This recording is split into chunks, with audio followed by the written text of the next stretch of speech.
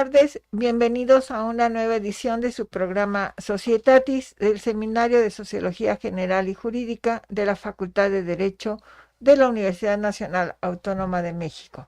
Nuestro reconocimiento y gratitud a la doctora Sonia Venegas Álvarez, directora de nuestra facultad, a la secretaria general, maestra Sara Mis Palma León, del canal YUS a Eduardo y a Rafael, y del seminario a Daniel, a Abraham y obviamente a la maestra Amparo, que hacen posible que estemos cada semana con ustedes.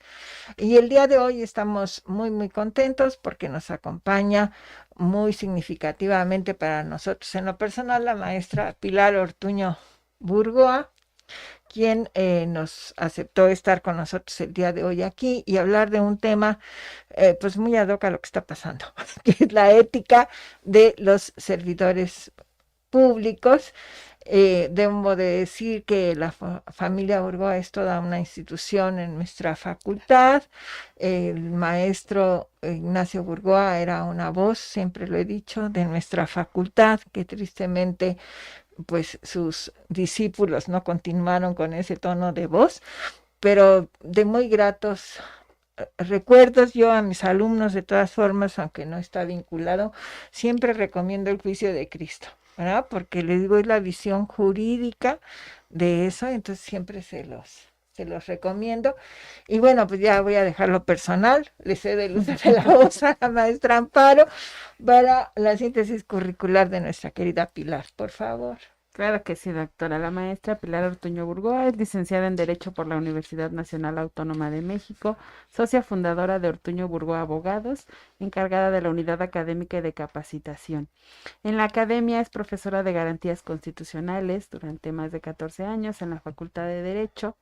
En noviembre de 2015 fue distinguida con la Cátedra Extraordinaria Jesús Reyes Heroles. En 2016 por el Premio Sor Juana Inés de la Cruz, otorgada por la UNAM y representando a la Facultad de Derecho como académica que ha contribuido activamente al desarrollo de los valores y quehacer universitario. En el ámbito de las divisiones de Educación Abierta y Educación a Distancia de la Facultad de Derecho, es asesora en las materias de Derecho Constitucional, Teoría de la Constitución y Garantías Constitucionales. Es miembro del Colegio de Profesores de Derecho Constitucional de la Facultad de Derecho de la UNAM. Ha participado en obras colectivas, entre las que destacan Constitución comentada por los profesores de la Facultad de Derecho y Diccionario Jurídico. Bienvenida, maestra. Muchas gracias, maestras queridas. Querida doctora, yo tengo que aprovechar para agradecerle muchísimo estas invitaciones, me haga de verdad el favor de invitarme, poder estar con usted siendo mi maestra querida, con la presencia joven de la maestra Amparo, del maestro Abraham. Es para mí un honor estar en Societatis y le agradezco, como siempre, infinitamente sus invitaciones. Y además, pues lo personal puede venir también con las cuestiones, porque por algo estamos en Societatis, entonces es un lugar en el que de verdad hay apertura y en el que se puede hablar de muchísimos temas. Así es que gracias, doctora, y hoy pues vamos a tratar un tema que esperemos sea del interés de la audiencia. Sí, por supuesto. Como bien sabes, nuestros alumnos son fundamentalmente quienes nos acompañan, entonces tratamos que sean temas de su interés, y en este caso hemos intitulado Ética en los servidores públicos. Y obviamente, muy brevemente, significativamente, tendríamos que precisar qué vamos a entender por ética, ¿no? Porque luego como que se confunde con otros aspectos que no tienen en realidad, o ya se ha deteriorado el uso del concepto de ética, ¿no? Entonces, por ahí empezaríamos para poder llegar a los servidores públicos, por favor. Pues precisamente, doctora, cuando estaba yo preparando algunas notas para el programa, como usted dice, nos vamos siempre por la ética y olvidamos la moral, porque la moral es un concepto que puede ser muy elástico. Sin embargo, preparando estas notas, muchos autores coinciden en que la ética estudia la moral. Y la moral va a ser el conjunto de normas de conducta y de convivencia que están íntimamente ligados a la ética, es decir, una se apoya a la otra. pero la ética estudia ese conjunto de valores que puede tener cada persona, ¿sí? Porque la ética estudia precisamente los actos humanos, y esos actos humanos que son proclives al bien o al mal, pues es donde se determina si son morales o no son morales. Y la moral yo creo que no va en el camino que tenga representación en los actos jurídicos, sino es la ética que tiene que estudiarlos. La moral se me hace algo muy profundo, muy íntimo, que está regido por nuestra conciencia. La conciencia es la primera que nos va a decir si actuamos bien o actuamos mal. No voy a entrar en cuestiones de problemáticas mentales en las que no se pueda distinguir de un buen acto de uno malo. Entonces, la moral aplica de una manera práctica las normas que establece la ética. Entonces, podríamos decir que una persona es ética en cuanto tiene una moralidad estable, una moralidad con valores positivos y no negativos. Creo yo. Entonces, esta parte para definir ética que va ligada a la moral y que es sumamente importante. Yo a los alumnos, cuando tratamos, por ejemplo, el artículo 5º constitucional, hablamos de la libertad de trabajo, que cada quien se puede dedicar a lo que quiera, siempre y cuando esto sea lícito, y la licitud ahí va ligado a la moral. Solo se puede establecer la moral como, y dicho cortito, como el conjunto de ideas protectoras de una comunidad. Entonces, esto de lo que vamos a hablar creo que va más enfocado tal vez a la moral que a este conjunto de normas, que a lo que estudia, más bien que a lo que va más enfocado a la moral que a lo que estudia este conjunto de actos que es la ética. Pero así lo hemos llamado para saber, no porque seamos jueces, pero para saber cuándo las personas actúan conforme al recto pensar y trascender humano, a la recta razón. Claro, maestra, en este sentido que hizo la distinción y en términos generales estaríamos involucrados pues todas, ¿no? Todas las personas, pero en este caso específico, ¿cómo lo ligaríamos al servidor público o a quienes entenderíamos como personas servidoras públicas? Es un servidor público todo aquel que tiene algo que ver con el gobierno, que desempeña una función para el gobierno de un estado. Pero pues no se dedican la mayoría de ellos solamente a ese servicio, por llamarlo de alguna manera, al Estado, sino que lo que priva también es la cuestión de que ellos ejercen otro tipo de actividades y actividades que son estrechamente relacionadas con sus opiniones, con su trascender, con su quehacer político. Entonces, ese servidor público son aquellos que la Constitución en el 108 nos está marcando. Ahí se toman los altos servidores públicos. Y es materia de derecho administrativo hacer la diferencia entre servidor público, empleado público y servidor público. Yo me voy a lo que dice la Constitución y a quiénes son. Claro. Y de ahí pues son los altos servidores. Para poder entender esta parte, yo traje un libro que recomiendo mucho porque además de que es amiga mía, lo escribió y creo que lo escribió muy bien. Es Ética Profesional del jurista y es la maestra, la doctora, ahora doctora Trilce Fabiola Villabueno, de donde yo tomé varios conceptos importantes y luego los aterrizamos en algún ámbito específico. Y nos dice la doctora Trilce que la ética es la manifestación de una reflexión racional en la cual se realiza un estudio sistematizado sobre los actos humanos, donde se analizan principios y reglas que regulan una realidad social determinada y desde una perspectiva valorativa. ¿Qué quiere decir? Que estamos hablando de los valores de las personas. Y los servidores públicos, bueno, ahorita llegamos a eso, sí, si nos permiten, para no correr, ¿sí? Creo yo que, si estamos en Societatis, que la sociedad ha cambiado mucho. Lo hemos platicado en otras ocasiones y creo que tenemos conceptos diversos sobre lo que es la moral, sobre todo los valores. Valores que antes eran supremos y que supuestamente son objetivos e inmutables. Esos valores han cambiado. Y ya de plano pues vienen los antivalores.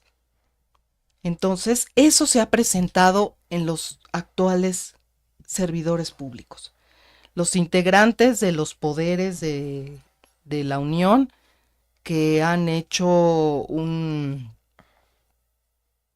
no sé cómo decirlo para ser políticamente correcta, creo que no han oído al pueblo. A ese pueblo que también eligió, no lo han escuchado. Y es terrible porque nos puede suceder en ocasiones que en nuestra facultad, en nuestra universidad, donde hay una universalidad de formas de pensar y es aceptable, hemos tenido casos en que las propias personas, los propios profesores actúan de una manera contraria al deber ser, a lo que es la persona y lo que están haciendo en el campo público.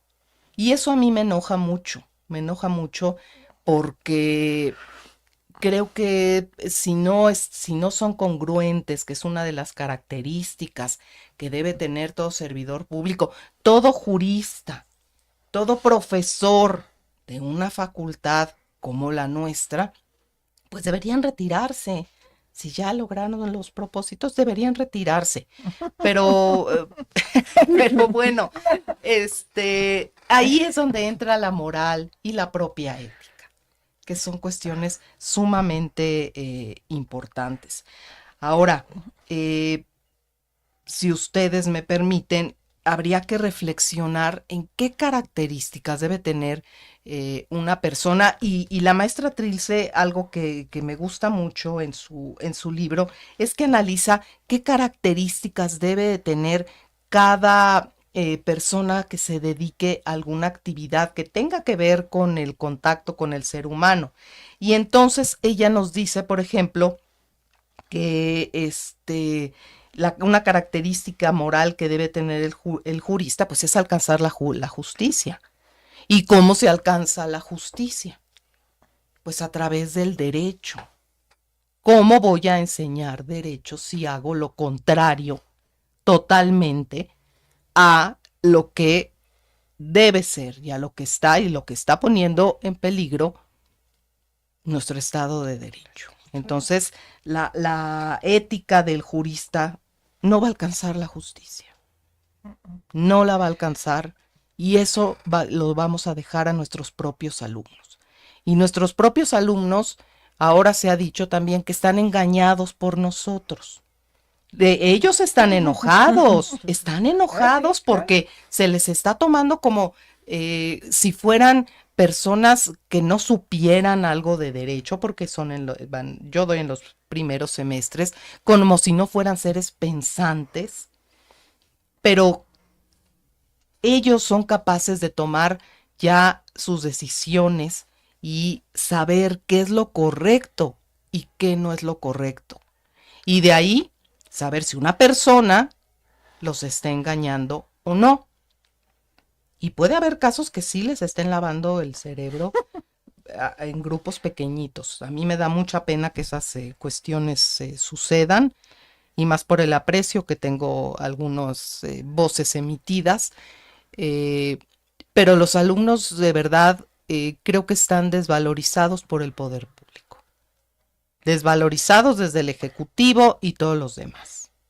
Pero bueno, eso no importa, porque ellos son inteligentes, van a saber tomar su tiempo y van a saber que tienen que ser los mejores, ¿por qué se les dan tantos cursos de ética? Porque esto es algo que se viene perdiendo desde hace mucho, es decir, estudiar el conjunto de los actos morales a través de la ética es algo que creo que va a permear y que está dando buenos resultados en nuestros alumnos.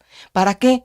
Para que ahora que se elijan jueces tengan una mayor facilidad de acceder a esos cargos. Y me estoy yendo lejos de la separación de poderes, de lo que hemos luchado desde Montesquieu, desde lo que ha sido plasmado en nuestra Constitución. Me estoy alejando totalmente de eso, pero estoy abriendo la puerta hacia el estudio, la integridad y la inteligencia de los futuros, de las futuras personas, que espero que en algunos años sean nuestros alumnos, que ocupen esos lugares. Los requisitos se han bajado y es ahora cuando debemos darles más armas para que si van a ocupar esos lugares en algún momento puedan hacerlo con toda la dignidad y la integridad que debe de tener un jurista. Y ya me salí del servidor público y me fui con el jurista, pero es que pues a veces comparten los dos papeles. Y al compartir esos dos papeles, bueno, pues entonces es cuando uno se pregunta qué es lo que sucede. Así estamos. Claro, de hecho, en el nuevo plan, como bien sabes, precisamente se incorporó esta asignatura de la ética profesional del jurista, por azares del destino, yo estoy dando también, y suscribo todo lo que has dicho. O sea, primero, no puedo entender, aunque me doy una explicación, ¿verdad? Esos maestros que en el aula dicen una cosa y actúan fuera del aula de otra manera, ¿no? Entonces, como bien dices, tiene que haber una coherencia. Yo no puedo comprender que un maestro diga una cosa en el aula y fuera del aula diga otra, porque precisamente como bien dices, el alumno no es tonto, el alumno se da cuenta de lo que está pasando y que obviamente es menospreciar al alumno o decir, usted no tiene la capacidad de darse cuenta de lo que estoy haciendo, ¿no? Y creo que esto va un poco vinculado, se quiera o no, al prestigio que da la universidad. Suena muy bien en los currícula, profesor de la Facultad de Derecho en específico, en nuestro caso, o en general en la universidad, pero yo creo que en la Facultad de Derecho tiene un plus, ¿no? Decir, estoy, obviamente por muchas razones, entre ellas podríamos decir los rankings internacionales, los maestros que han estado ahí, ¿no? Quienes han formado y forman la estructura de nuestra facultad. Entonces es verdaderamente penoso que lleguen estos personajes que de repente se vuelven académicos, ¿no? O sea, y te quedas con una cara de what, ¿no? Para hacerlo más o menos el lenguaje de los alumnos. Te quedas con cara de what porque dices, ¿qué está haciendo aquí? ¿No? O sea, esta persona no debería de estar, y además con las incongruencias que estamos viendo y que hemos visto en otros de estos personajes, ¿no? Que también yo en algún momento he comentado, ¿no? Cuando se acaba el sexenio, pues todos se vienen a refugiar en la Facultad de Derecho y luego también vemos cómo se van yendo afortunadamente. Desafortunadamente, pues uno se queda, ¿no? Pero eso no debería de pasar, es decir, necesitamos y se requieren profesores que cuando menos actúen como lo dicen, ¿no? Y no que tengan dos formas de comportamiento totalmente distinto, porque eso sí están causando pues una inseguridad en el alumno, es decir, no te puedes comportar como yo lo hago afuera, pero tú escucha, ¿no? Lo que voy a decir, ¿no? Y tristemente vemos que esto se ha difundido, ¿no? En vez de que se reduzca, porque pues hace 800 años había políticos en la Facultad de Derecho, pero eran muy respetuosos de esto, ¿no? Y marcaban ellos mismos la diferencia entre uno y otro actuar o entre un trabajo y el otro, ¿no? No veíamos estas incongruencias, por llamarle educadamente al asunto, ¿no? Entonces, ¿cómo dices, cómo vienes a clase y dices una cosa y luego afuera, ¿no? Eso sí les causa daño a los alumnos, creo yo, ¿no? Y que a lo mejor algunos se van con el canto de las sirenas. Pero yo aquí también recuerdo mucho, y lo recomiendo siempre, el jurista y el simulador del derecho, ¿no? Es decir, que es precisamente una base de lo que debe ser un buen abogado, un buen jurista, como decimos, y además lo especifica muy bien en el área de la academia, que me encanta, ¿verdad? El jurista, el litigante y todo. Y además, no voy a parafrasear porque no me la sé, pero la idea es esta, ¿no? Ese abogado debe poder defender a todos, al rico y al pobre, al campesino, al agricultor y todo. Y eso se está perdiendo en nuestra facultad. O sea, vienen con una idea de sirena, ¿no? Bueno, a lo mejor todos hemos ingresado a la facultad queriendo arreglar el planeta y que la justicia sea la voz cantante, ¿no? Luego ya con los años nos damos cuenta que hay muchos obstáculos, pero esa ilusión que se tiene cuando llegas, ¿no? Y que como bien dice, se va a ver en todas partes, o sea, en nuestro cercano claustro de profesores y en el servidor público, pero al final nos abarca a todos. Y tristemente también hay que señalar que mucho de esto viene de casa. Así es, doctora. La casa es donde se forman los seres humanos. Se informan en la escuela, pero se forman en la casa. Y así se han visto las cosas en muchos sentidos. Pues vamos a pausar ahí justo porque ese ruido loco que oíste, que es la señal de que vamos a nuestra pausa y regresamos enseguida. Regresamos con ustedes, estamos hablando sobre la ética de los servidores públicos con nuestra querida maestra Pilar Ortuño Burgoa.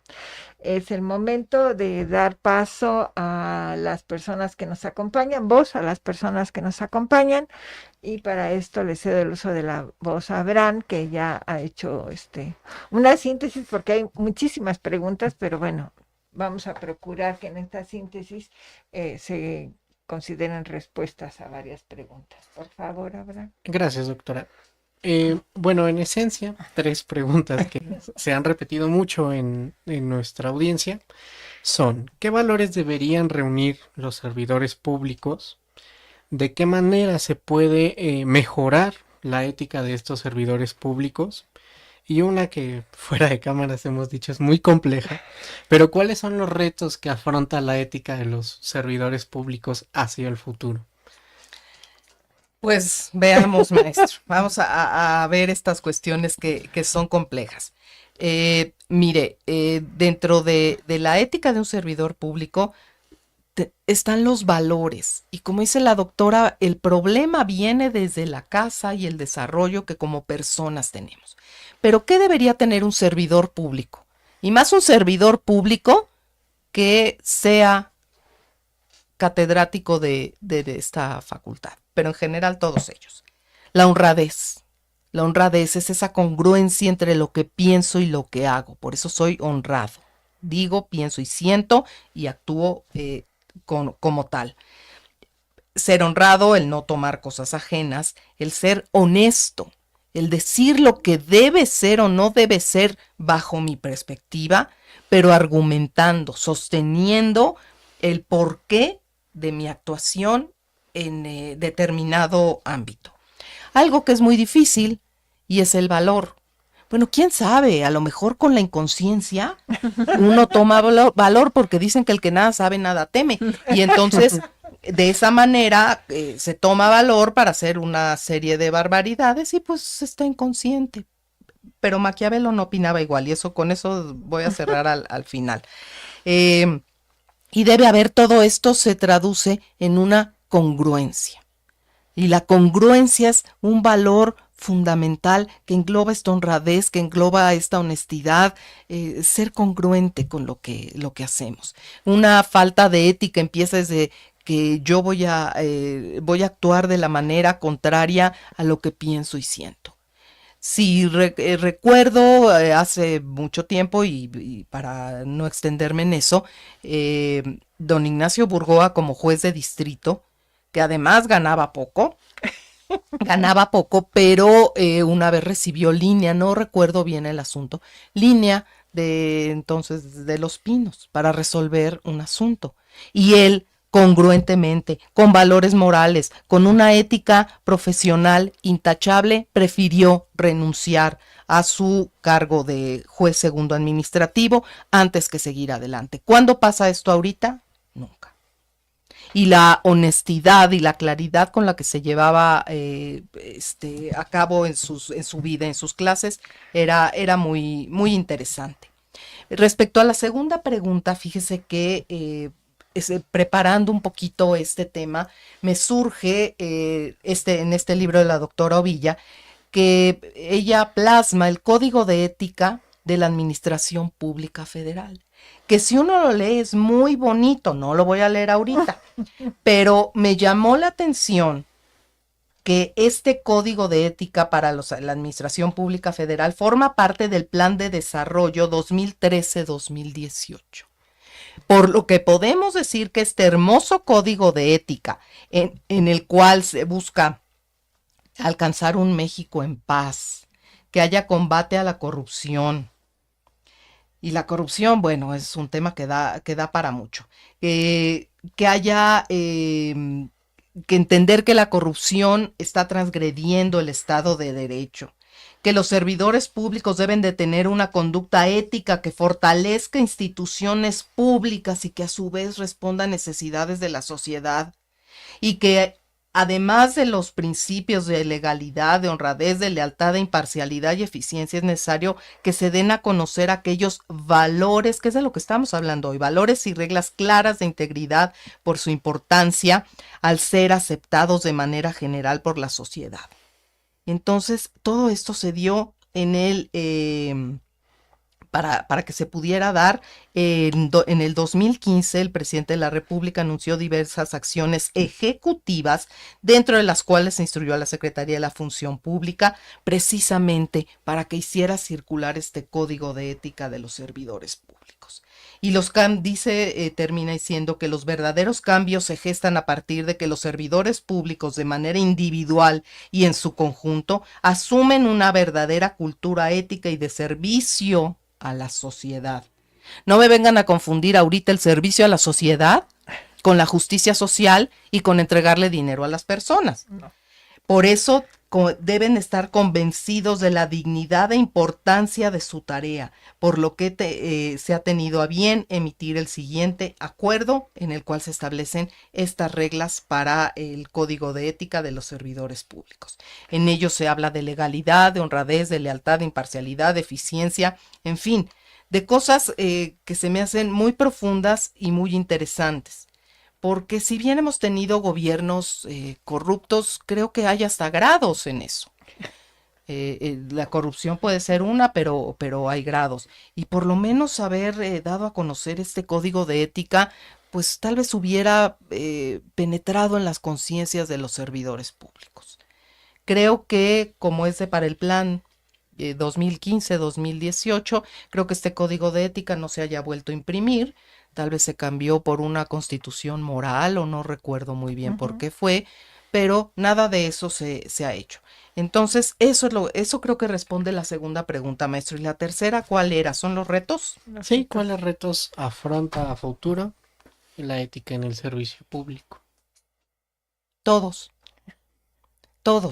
Precisamente son todos estos valores éticos, porque viendo lo que se ha pensado a través del tiempo, pues vemos que Maquiavelo, que nació en 1469, nos dice que la política no tiene relación con la moral.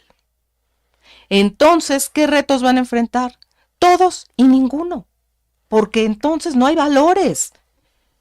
Y uno de los peores valores es la peor falta de estos valores es la incongruencia.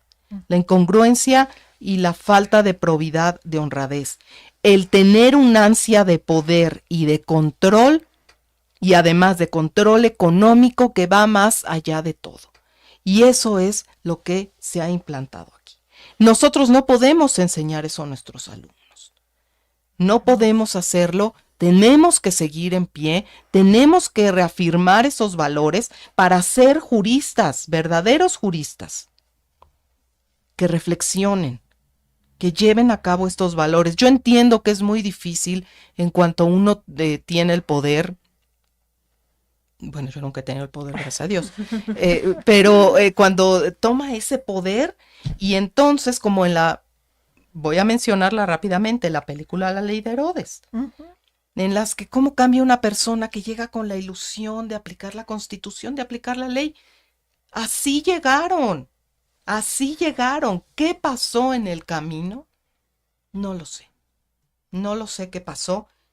Pero si están tristes nuestros alumnos, si están decepcionados, que sepan que tenemos puestas en ellos nuestras esperanzas, hoy más que nunca, en que ellos crezcan y que crezcan como personas y que crezcan como juristas si es que van a dedicarse a tiempo completo en estas cuestiones. ¿Qué nos toca hacer a nosotros también, además de enseñar? Pues a lo mejor sería prudente darle una barridita a la casa. Es decir, una barridita replanteándonos todos los profesores, nuestros valores, nuestra manera de enseñar. Tal vez algunos retirarnos si no cumplimos con estas altas expectativas que de nosotros espera la Universidad de la Nación. Pero pues eso no creo que ocupe todo el tiempo. Sin embargo, hay que recordar otra frase de Maquiavelo que nos dice: el que tolera el desorden para evitar la guerra, primero va a tener el desorden y después la guerra. Por eso, a veces la tolerancia es peligrosa. Hay que ser firmes y ser congruentes y valientes en nuestra profesión. Eso es, creo que se responde a la tercera pregunta, que hasta es triste, maestro. Sí, un poco oscuro el escenario. Es oscuro el escenario, pero el mexicano tiene algo que es fabuloso. Hasta en las peores épocas, cuando fue, por ejemplo, la Segunda Guerra Mundial, que le declaramos la guerra a los países del eje, bueno, pues obviamente se suspendieron garantías. Pero el mexicano sabe sacar provecho, sabe sacar lo mejor, y de eso estoy convencida, en épocas difíciles. Si en esas épocas hasta hacíamos canciones como El Apagón, que después pervirtió Yuri, pero en un inicio así fue, o sea, si de esas épocas en las que se cortaba la electricidad y todo eso, supimos sacar algo bueno, que fue una canción, tenemos que sacar lo mejor. Ahora no es solo lo bueno, lo mejor de nosotros y de nuestros alumnos. Yo sé que en otras universidades tal vez lo estén manejando así, pero esa es la UNAM. Y sea lo que sea la UNAM, que está en muy alto, en muy alta consideración, en muy alto lugar en América Latina y tal vez en algún lugar del mundo, o en algunos lugares del mundo, tenemos los profesores una responsabilidad muy, muy grande. Y si me preguntaran a mí qué haría, que nadie me lo ha preguntado, por eso no tiene la culpa nadie, creo que el derecho siempre ha llevado conjuntamente cuestiones políticas y cuestiones académicas y jurídicas. Pero tendría yo mucho cuidado en la elección y permanencia de aquellos que cumplan con los altos valores que nos hemos fijado. Sobre todo la transmisión de la cultura y de una congruencia que como docentes siempre tenemos que tener. El día que yo ya no pueda dar la clase, que no me dé para pensar, yo por honestidad intelectual yo me retiro. Y por honestidad y por ética, alguna persona debería retirarse. Algunas, y les digo, algunas de ellas también me duelen por los lazos otroramente fraternales que existían entre las familias. Pero bueno, no se trata que todos pensemos de la misma manera, sino que argumentemos el porqué de nuestro actuar. Y creo que ahorita, más que nunca, para todos los que quieren opinar, convendría que echaran un vistazo nuevamente a la teoría de la Constitución, para en esa teoría no confundir el concepto de soberanía con democracia, la justicia social, porque ya no tenemos un bien común, estamos yendo a un totalitarismo, y engañar a las personas que en aras de una justicia social todo está muy bonito, creo que es monstruoso. En este sentido, maestra, y que justamente lo refirió, podríamos decir que existe una crisis de valores en esta sociedad y que al final van a permear. Pensemos en lo que tenemos más cercano, que son nuestros alumnos. Si en ese caso existiera, ¿cuál considera que se deben o cuáles considera que se deben de resaltar en el aula? Porque pensemos, a lo mejor, pues sí, ese alumno, ¿no? Que tiene un entorno familiar que a lo mejor es complejo, ¿no? Que no pudo fortalecer, pues, esta pauta de los valores, ¿no? La honestidad, la disciplina, la honradez, pero que llega al aula de la facultad y que de alguna manera, pues nosotros ahí, como usted bien dijo, tenemos una responsabilidad, ¿no? Frente a ese alumno que tiene pues alguna expectativa respecto del derecho, ¿no? Y que ahora pues con todo lo que está pasando, pues se vuelve complejo, ¿no? O a lo mejor se vuelve más difusa esa expectativa que tiene. Entonces, ¿cuáles deberíamos de fortalecer dentro del aula en este sentido? Yo creo, maestra Amparo, y tal vez lo compartan ustedes, que se nos ha infundido una doble responsabilidad para con nuestros alumnos. Porque yo me acuerdo en mis tiempos la función del profesor era transmitir los conocimientos, no nos interesaba que había más allá del entorno académico. Pero ahora sí nos preocupamos porque tenemos que arropar a los alumnos y que sientan un ambiente seguro, seguro para expresarse, seguro para corregirnos y corregirlos, para entablar un diálogo que establezca un buen binomio maestro-alumno. Yo creo que entre más confianza se les dé que están en un lugar seguro, podemos obtener mejores resultados. Pero eso, ¿cómo lo voy a hacer? Pues siendo una persona íntegra. Nadie es monedita de oro ni nadie somos perfectos. El humano es perfectible, nuestros sistemas son perfectibles.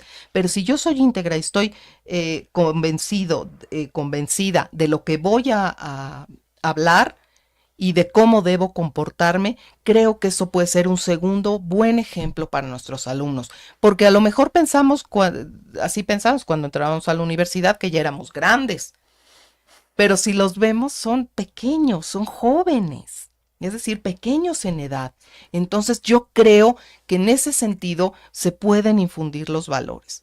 Pero entonces hay que poner el dedo sobre el profesorado, porque yo he tenido quejas, digo, platicando con ellos, porque además no soy la instancia adecuada, de maltrato de los profesores, de tratar de hacerlos menos, siendo cuando los tengo que hacer más, porque yo estoy segura que si doy esa confianza, ellos van a sacar algo mejor y van a poder salir adelante. Y he tenido casos de alumnos, y valdría la pena a veces platicar sobre eso, sobre la salud mental actualmente. He tenido alumnas sumamente con depresión, con ansiedad, medicadas incluso. Entonces, es muy importante verlo también para que no se sientan menos, que no se sientan desvalorados, fomentar su autoestima, su capacidad intelectual, su capacidad cognitiva, porque ellos pueden, si están aquí, si llegaron hasta aquí, con todos los obstáculos que seguramente tendrán, es porque son los mejores. Y aunque no fueran los mejores, es porque serán los mejores y lo van a lograr. Entonces, creo que ese valor de la integridad, de la congruencia y de la honestidad es lo que tenemos que proyectar a nuestros alumnos. Pero para proyectarlo, así tiene que ser nuestra moral. Y así tenemos que ser nosotros para un actuar ético, creo yo. Sí, yo completamente de acuerdo. Es decir, y yo creo que Amparo y Abraham lo decimos en el salón, es decir, ustedes han llegado aquí por su esfuerzo, o sea, porque en las noticias y luego la gente, eres un privilegiado porque estás en la UNAM. No, no, si no me saqué la lotería, ¿no? Es el esfuerzo de muchos años y además yo les digo, no es solo el esfuerzo de ustedes, de sus padres y a lo mejor de su entorno para que llegaron a la universidad. Entonces, hay una gran responsabilidad y que hay que cumplirla. Y yo les digo, y cumplirla es salir, porque ya visto desde otra perspectiva, pues lo fácil es llegar. La cosa es Mantenerse y salir. mantenerse y salir, ¿no?